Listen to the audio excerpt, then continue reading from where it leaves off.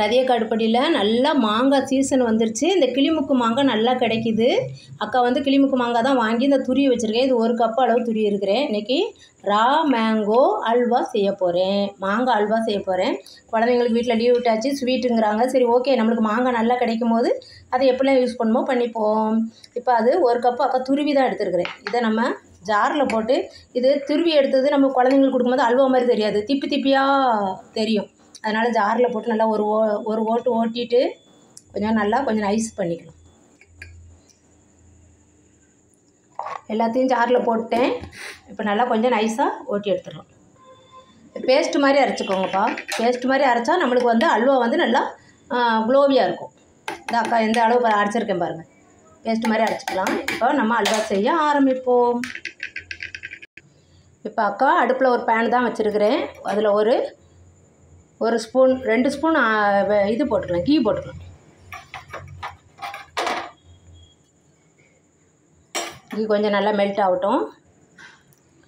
இப்போ key melt ஆயிடுச்சு. கொஞ்சமாக பாதாம் 1 2 அக்கா கட் பண்ணி வச்சுருக்கிறேன். அதை போட்டு கொஞ்சம் ஃபஸ்ட்டு ஃப்ரை பண்ணி எடுத்துடலாம்.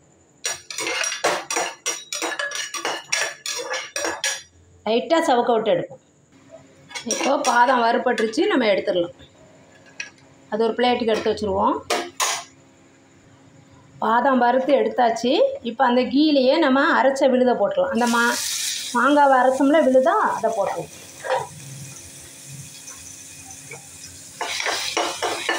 அதை நல்லா அந்த கீலையே வதக்கி கொடுக்கணும். கொஞ்சம் சிம்மில் வச்சுக்கலாம்.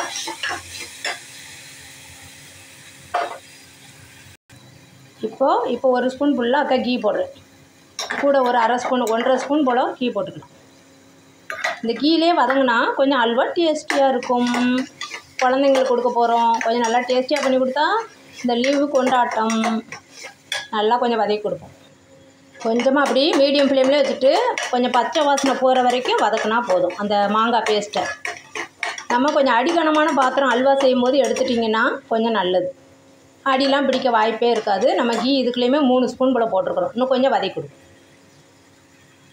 இப்போ இந்த மாங்காய் துருவினது 3/4 கப்பு எடுத்தோம் இந்த பவுலுக்கு. இப்போ 3/4 கப்பு அக்கா அச்சு வெல்லம் பொடி பண்ணி வச்சுருக்கிறேன். நீங்கள் ஒயிட் சுகர் மட்டும் அக்கா சேர்க்க மாட்டேன். நீங்கள் ஒயிட் சுகர் வேணால் சேர்த்துக்கலாம். நாட்டு சர்க்கரை, வெல்லம் எதனாலும் தூள் பண்ணி வச்சுக்கோங்க. அச்சு வெல்லம் தூள் பண்ணால் அதில் கல் மண்ணெல்லாம் இருக்காது. அதனால் அச்சு வெல்லத்தை எடுத்து அக்கா தூள் பண்ணிக்கிறேன். அது 3/4 கப்பு போட்டிருக்கேன். இன்னும் உங்களுக்கு ஸ்வீட் தேவை குழந்தைங்களுக்கு அப்படின்னாலும் நீங்கள் ஸ்வீட்டை கொஞ்சம் கூட்டிக்கலாம். இது மாங்காய் புளிப்பை பொறுத்து இருக்குது, நம்ம எவ்வளோ ஸ்வீட் போடணும். நான் கிளிமுக்கு மாங்காய் தான் எடுத்தேன். ரொம்ப புளிப்பு இருக்காது. அதனால் இதை இப்போ நல்லா கிளறி கொடுப்போம். இது இப்போ நல்லா மெல்ட் ஆகி அல்வா கிளறி கொடுத்துட்ருக்கும்போது இங்கே வந்து அக்கா 1 ஸ்பூன் ஃபுல்லாக கார்ன்ஃப்ளவர் பவுடர் எடுத்து வச்சுருக்கேன். இந்த ஸ்பூனில் அது கொஞ்சமாக வாட்ரு ஊற்றி கரைச்சிக்கணும். கொஞ்சமாக ஒரு 1.5 ஸ்பூன் போல் வாட்ரு ஊற்றிக்கலாம். ஊற்றி கொஞ்சம் நல்லா கட்டிப்படாமல் கரைச்சிட்டு வந்துடுறேன். இப்போ அந்த வெல்லம் அச்சு வெல்லம் நல்லா மெல்ட் ஆகி வந்துட்டுருக்கு. இந்த கார்ன்ஃப்ளவரை கரைச்சி ஊற்றி நல்லா கிளறி கொடுக்கணும்.